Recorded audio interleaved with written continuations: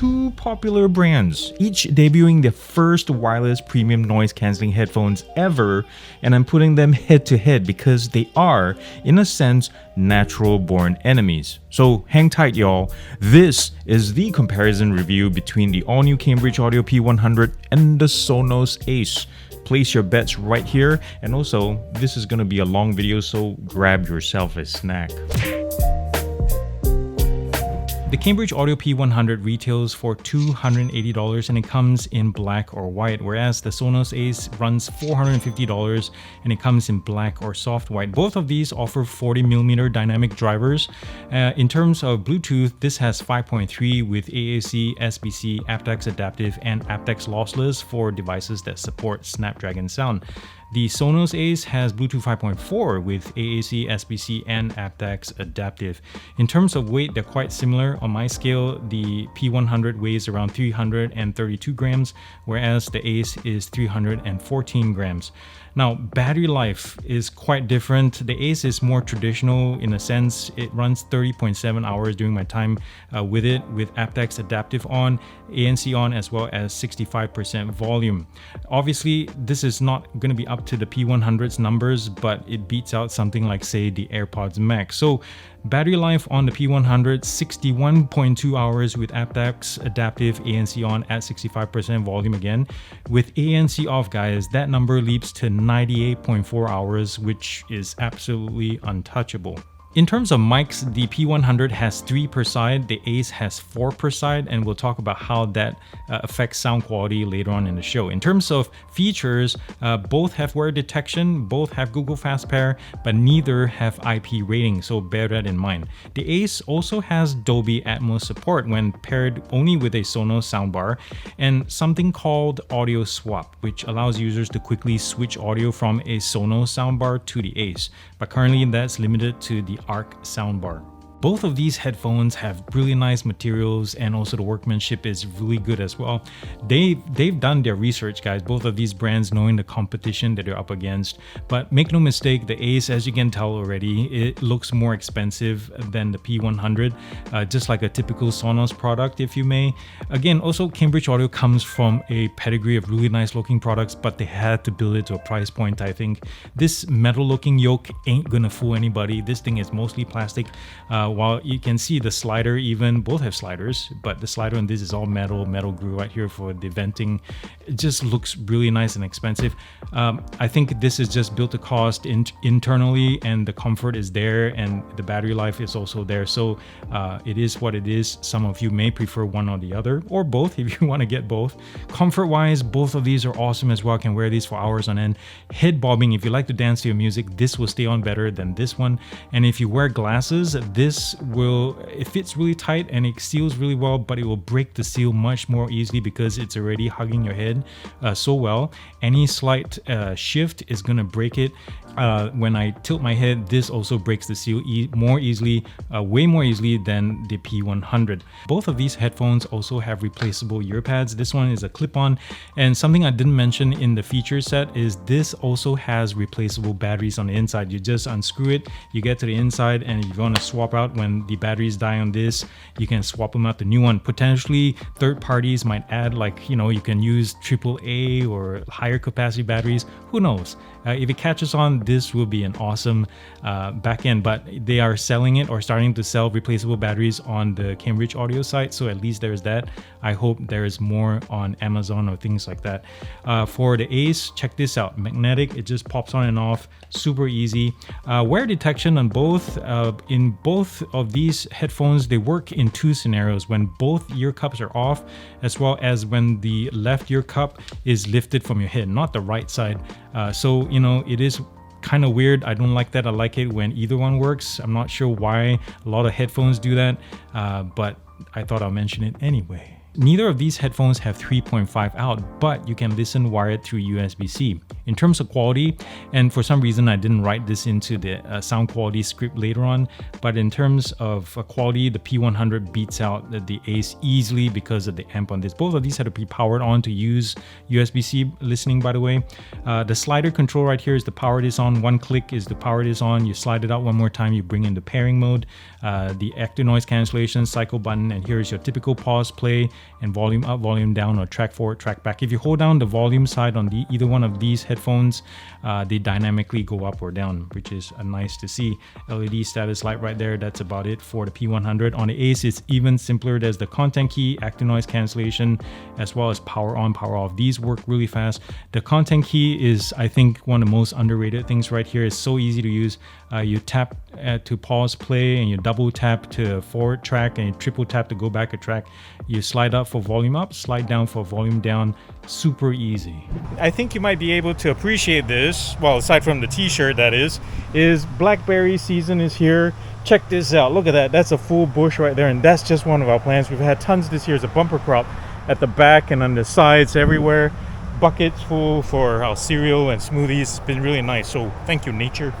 I had the P100s right now doing Jeff Buckley Last Goodbye, and for those of you new to this, we usually run headphones and earbuds to test the Bluetooth strength on these, and it's the same every single time. It's not scientific, but at least it's the same every single time, so you know how each one performs as you watch different videos. So we'll do direct line of sight right now, 25 feet away from the OnePlus Open.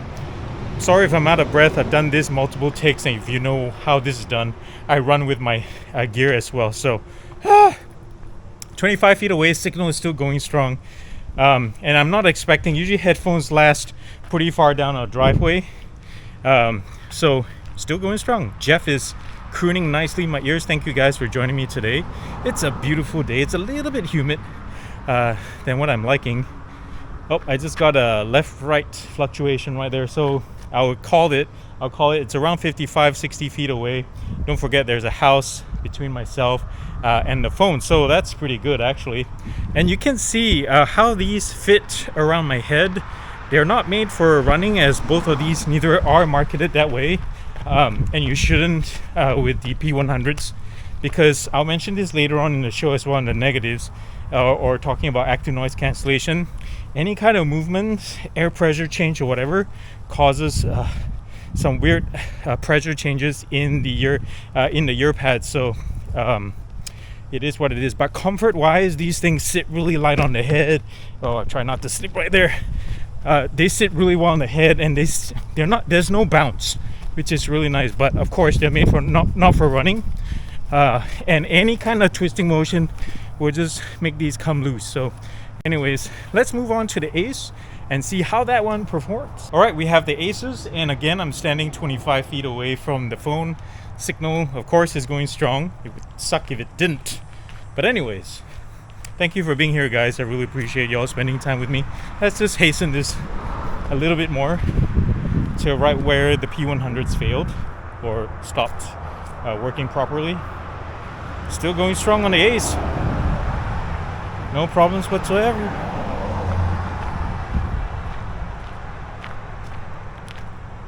Oh, I just got one right there. Just got a fluctuation. Look how much further it went. So we're around like 75 feet away from the phone with a house between us. Oh yes. Okay, so the fit of these, as you can tell, they're more compact around the head, and with every pounding motion of my feet, there's none of that feedback from the active noise cancellation system. So something to bear in mind. Big difference there. So if you're moving around a lot, jostling around a lot, you know, you're probably better off with the Ace in terms of noise canceling. Comfort, oh, this thing is good too. It's just the way it hugs your head. It feels more secure.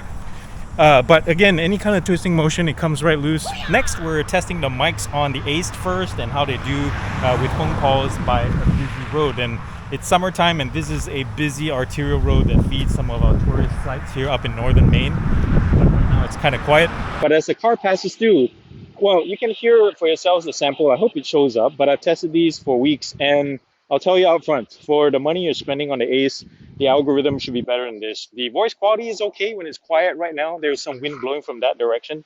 But the voice, the tonality is a little bit on the bassier side, a little bit muddy, but it's very serviceable. I'll give it that. But when noise comes in, when it's introduced, there's a lot of artifacts. Here comes a couple of cars as the traffic lights release traffic up and down the street. You'll hear for yourselves, like right now. Testing, 1, 2, 3, testing, 1, 2, 3. How does that sound? there's a lot of just digitization, and I'm hearing more of the traffic, possibly in the recording it will show up to, than I'm more comfortable with. For this price especially.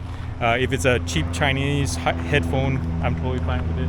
And one thing cool though is I noticed that When you press the active noise cancellation, you can cycle between the different modes when you have a phone call. Some headphones just lock you either in noise cancellation on or pass through, and there's no way to toggle between them. But this one, you can turn it to from normal to off to pass through and to active noise cancellation on, which is a nice little feature. Sorry to break it to you, but it seems like the Americans and the British have work to do in terms of Bluetooth phone call quality. It just sucks also on the P100. It is cleaner, I'll give it that. Like overall, my voice quality and the noise suppression as cars pass through right now, testing, 1, 2, 3, is marginally cleaner than the Ace. But things like when wind hits the mics, it enters your ear cups. The recording doesn't show up. Your listeners won't hear it, but you will hear it, and it's kind of annoying. Another trait that the P100 does that I don't like is if you're in noise canceling, it doesn't go through pass through. It does this little weird like in between. Like right now, there's a lot of hissing and such, like a lot of static. Like I sound like I'm in a box or something, and then when I end the call, it's gone. It's back to noise canceling, which is a really weird behavior. But here comes more cars. Testing, 1, 2, 3. How does that sound to you? I'd love to hear your comments between the two. Which do you prefer, or neither? And tell me what is your preferred outdoor microphone for Bluetooth phone calls. Thank you for watching again. Let's head back to the studio. The Ace surprised me with its design. It's quite possibly the slimmest can on the market. Don't quote me on that, especially considering all the tech crammed into such a small space. And as we saw earlier in the Wear demo, it really hugs the skull well, right? And it doesn't feel bulky at all. And just for fun, a couple of times I tried side sleeping with the Ace, and while personally it would be hard for me to fall asleep with these on, they were surprisingly not uncomfortable. And also impressive is the understated but expensive feeling bits and bobs on this. I mean, you're paying $450 for it, so it better be.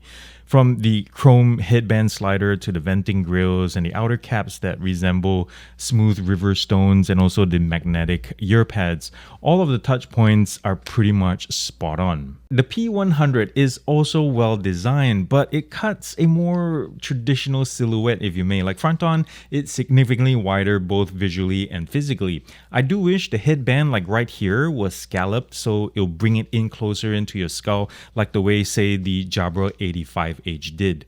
May Jabra rest in peace, by the way. I especially like the fade-in dot matrix venting grills at the bottom, and not to mention the ear caps that conveniently match the Cambridge Audio logo, just like the M100 earphones. I will say though that the smaller indented circle is a missed opportunity to make it like some kind of spin dial or something, because your fingers like naturally rest on that spot too, so why not, right? No doubt, each brand will talk about like how exceptional their devices sound and that they'll blow your mind and all that marketing fluff. But once you sieve through all of that, you'll find that these two take different philosophies in their race to win your ears over. Like the M100 again, the P100 comes with an AB class analog amp, which kicks the pants off the Ace when it comes to power and vibrancy throughout the entire operational envelope. Comparatively, the Ace follows the tried and trite shallowed V sound profile that the general public loves. But that kinda reveals also Sonos' target market here, which are A, those looking for style and form over fidelity and substance, and also B, customers already entrenched and invested in the Sonos ecosystem. And I'm not saying it sounds bad, it's along the same level as like AirPod Maxes and XM5s of the world. Good, but not great. There's plenty of volume and punch to be had, along with clarity that's deceptively good, until you listen to the P100 side by side, and then you'll notice a certain bluntness in the details throughout the frequency range. There's just something I don't know, missing in terms of like the small fine sounds in recordings. Now, one song that I used to test both headphones was from like the Grand Budapest Hotel soundtrack, particularly called The Canto at Gabelmeister's Peak, that features pluck strings, bells, and percussion cadence that the P100 totally nails with energy and clarity. Now, both of these offer nice separation, but things like the timpani, reverbs, and the ringing of the bells in the backgrounds are distinct and precise on this British headphone. The Ace, on the other hand, is more dull, lacking the sparkle that this track inherently carries. The AB amp on the P100 also helps elevate more information at the lower end of the volume, like around 10-15%. An example of this is doing Kimbra's slow building rhythm in Settle Down. You have to strain so much harder on the Sonos compared to the P100 to hear her enunciation as well as the soft bass line. So in the company of premium wireless active noise cancellation headphones, I'm ranking the P100 as one of the greats in terms of its objective traits. There's low-end coloring without crushing the mids and highs. The transients are impressive even at the far edges of the soundstage. Everything just feels full-scale and properly sorted for things like music, movies, games, pretty much whatever you throw at it. Here, Sonos quite handily surpasses the P100, I'll tell you what. The Asus system works impressively against noises at all frequencies, although to be fair, it's not like chamber quiet like Apple or Bose. Between the active noise cancellation effectiveness and the rather natural sounding pass-through, I'll score this an A-. The P100, on the other hand, is good, like marginally better than, say, a pair of Space NCs, but it lets in more mid-range chatter than the Sonos, plus it produces a slight hum when active noise cancellation is activated. It's also susceptible to unexpected rushing of wind into the ANC mics, such as from fans, and there's noticeable popping noises when the frame rubs against something or is accidentally bumped against. It's not uncommon behavior, even things like the Bose QC Ultra has it. But guess what? The Sonos active noise cancellation setup never falters under similar circumstances. The P100 therefore scores a B+. Oh, another thing I want to add about ANC on the P100. So when there's no music playing or during quieter tracks, I did notice something that I initially thought was back pressure in my ears, like air was being compressed in there. But then I also quickly noted that the compression wasn't steady state and instead varied in strength with speech or notes in a song. And so I'm not 100% sure what's going on here, and so this is my guess, guys. And so I suspect that the inward-facing ANC mics are possibly processing against audio being played just very slightly.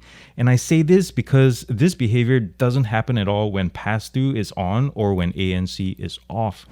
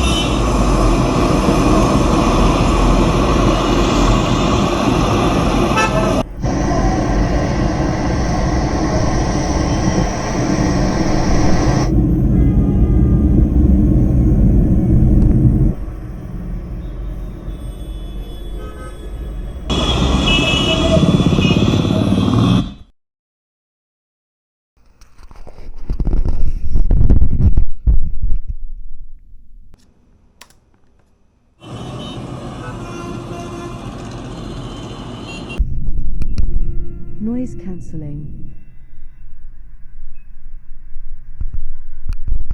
Transparency.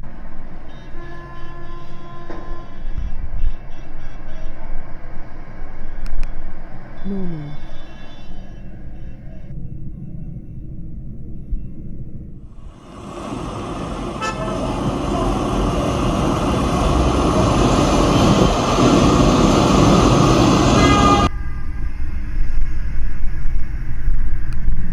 Transparency.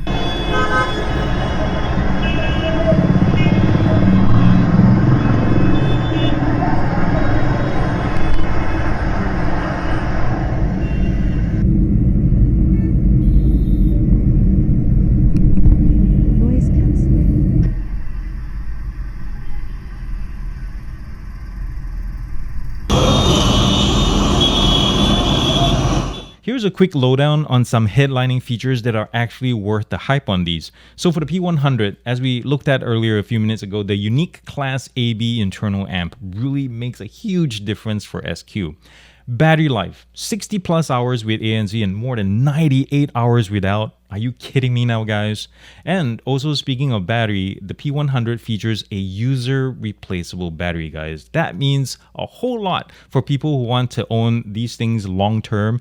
And also, besides that, keeping these out of landfills in the first place. I'll tell you what, Dolby Atmos and spatial audio are actually some of the best parts of this headphone. Separation and head tracking are very effective, very fast, to the point that you might question the need to actually spend a lot more for a dedicated Atmos home theater setup.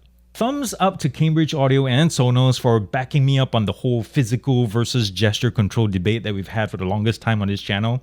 Hands down, in this case, the Ace's content key is this close to perfection.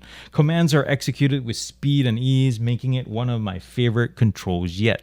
But two improvements I'd like to see to really nail this thing down is firstly, make the power button recess, because as it is, it's too easy for my thumb to accidentally press and hold down when, say, I'm adjusting the headphone. And because of the speed at which this thing powers down, it happens more frequently than not. And secondly, please swap the ANC and content key positions. Again, ergonomically, it's just the wiser move. One last thing before I hop out. A quick word about the apps. So Sonos, if you haven't noticed, has been in hot water recently over its app. And it shows with the Ace. Sometimes it will crash multiple times before I can log into the app. And once I'm in, I find the app too basic, and perhaps Sonos is pulling a page from Apple here in preventing users from customizing or tweaking the Ace's built-in features. Like, what's with the way too basic bass and treble slider EQ with a partially hidden reset button at the bottom, no saved EQ presets, no customizable content key controls? Yeah, Sonos, that's way too Spartan. Cambridge Audio's Melomania app, on the other hand, doesn't have a premium feel to it, but at least you get a good EQ to fiddle with and the ability to turn on and off gaming mode and also adjust the strength of ANC and pass-through. If there was an award for looks, materials, and outright ease of use, the Sonos Ace would, ace it. And I guess that's the buyer it's targeting, someone who's prioritizing style first and performance a further second. Now, make no mistake, this thing still sounds really good, I would say on par with others in the segment, and noise cancellation is at the top of the pack. And I'll definitely take this on a flight or to a noisy gym any day. However, for the money, a whole 60% cheaper than the Ace to be exact, the Cambridge Audio P100 is remarkable value, guys. Crazy battery life that pips out even the current monster, the Sennheiser Momentum 4. Good but not great ANC, and not to mention, this is huge, user replaceable batteries. But the most important bit to me in this case is that the P100 can make 320 kilobit compressed tracks and high-res 24-bit flex sound equally engaging and entertaining.